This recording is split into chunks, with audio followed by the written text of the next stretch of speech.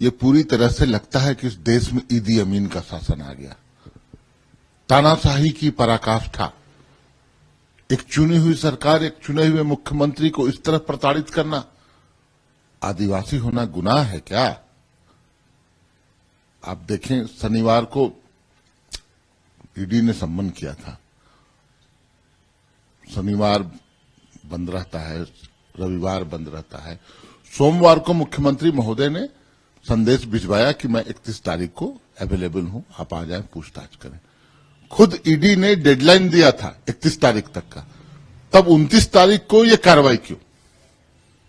ये समझ से परे है। आखिर इतनी बेचैनी क्यों हो गई?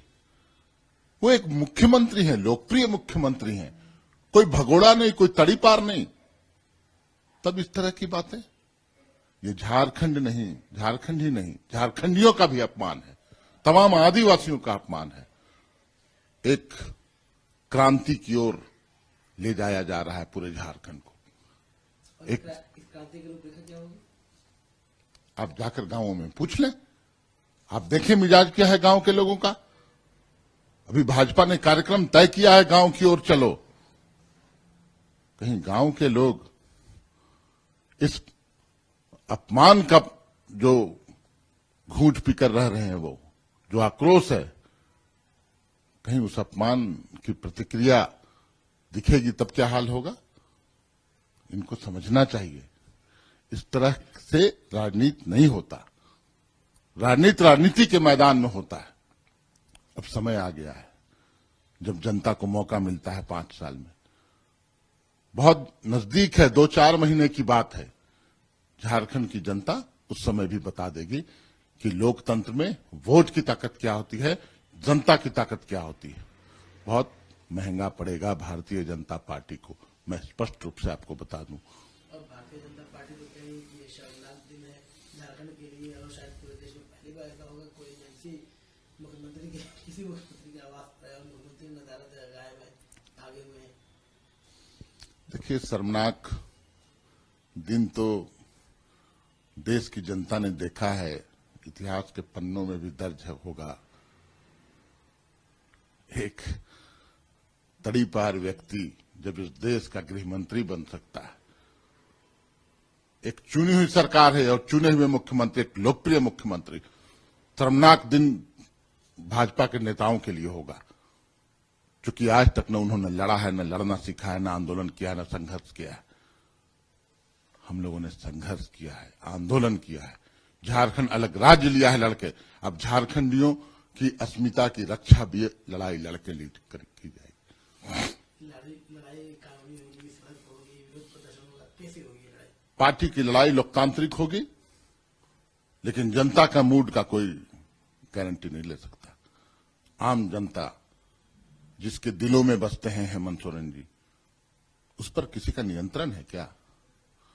बड़े बड़े क्रांति हुए, गदर हुए, विद्रोह हुए, वो आक्रोश की परिणति होती है।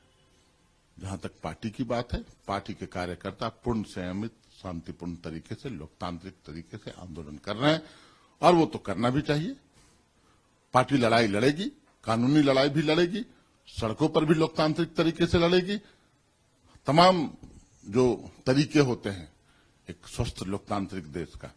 लेकिन आम जनता जिनकी भावनाएं आहत हुई हैं, वो कहीं न कहीं प्रस्फुटित होगा, ऐसी आशंका हम लोग को है। ऐसी स्थिति को रोकें। केंद्र की सरकार को भी मैं आपके माध्यम से सुझाव भी देता हूं, चेतावनी भी देता हूं, इस तरह की हरकत से बाज। आज 2 बजे जो मीटिंग बुलाई गई है सत्तापक्ष के विधायकों की, क्या तय होना है? तो बात तो ये चली थी कि शायद इसमें इस बार का अपना सोरेन का नाम प्रपोज कर दिया जाएगा। देखिए, ये पार्टी की बात है, गठबंधन के दलों, घटक दलों की बात है। सभी विधायक बैठेंगे, विचार विमर्श होगा, तमाम परिस्थितियों का आकलन होगा, तत्पश्चात कोई निर्णय होगा। कोई भी निर्णय हो सकता है। हम लोग प्रतीक्षा करें, समय के अनुसार हमारा निर्णय होगा। क्या विधायकों का शिफ्ट भी किया जाएगा? क्योंकि ऐसी खबर आ रही है, बोला गया कि पूरा बैग और पैकेट की बात है, तैयार होकर सभी विधायक। देखिए, तैयार रहने को तो कहा गया है कि अगला 48 घंटा बहुत महत्वपूर्ण है। हम सभी लोगों को इस प्रदेश को बचाना है, झारखंडियों को बचाना है, झारखंड को बचाना है, सरकार के चुनी हुई सरकार को बचाना है और अपने राजनीतिक दुश्मनों से लड़ाई भी लड़नी है। तो सभी लोग तैयार रहें, कमर कस के हर तरह से तैयार रहें। कुछ स्पेसिफिक बताइए किस तरह से तैयार है? तो बिल्कुल उनके जो मंसूबे हैं वो तो बहुत तरह के हथकंडे अपनाते हैं, चूंकि कारपोरेट घराने उनके साथ हैं, पैसे की कोई कमी नहीं है। Operation lotus, operation lotus, operation lotus है क्या? खरीद फरोख्त। हमको उससे भी बचना है, बचाना है। वो प्रयास करेंगे, पिछले 4 सालों से प्रयास करें, जब से सत्ता में सरकार आई। लेकिन झारखंड का कोई विधायक बिका नहीं। झारखंड का विधायक बिकाऊ नहीं बल्कि टिकाऊ है, ये हम लोगों ने दिखलाया, हमारे विधायकों ने दिखलाया। तो हर तरह से बचना है हम लोगों को। उनके जो खुटचाल हैं, उनकी जो रणनीति है इस सरकार को गिराने की, उस रणनीति का मुंह तोड़ जवाब देना है। इस बीच में सभी जानना चाह रहे हैं कि सीएम साहब कहाँ हैं? आप लोगों को कोई आइडिया, कोई बातचीत हुई, कुछ अंदाजा है कहाँ पर है? देखिए, तमाम प्रयासों के बावजूद सीएम साहब के साथ 3.5 करोड़ झारखंडियों का आशीर्वाद है। सीएम साहब जहां भी हैं सुरक्षित हैं, बहुत जल्द हमारे बीच होंगे। है कहाँ? वही तो सवाल है। ये एक हमारी रणनीति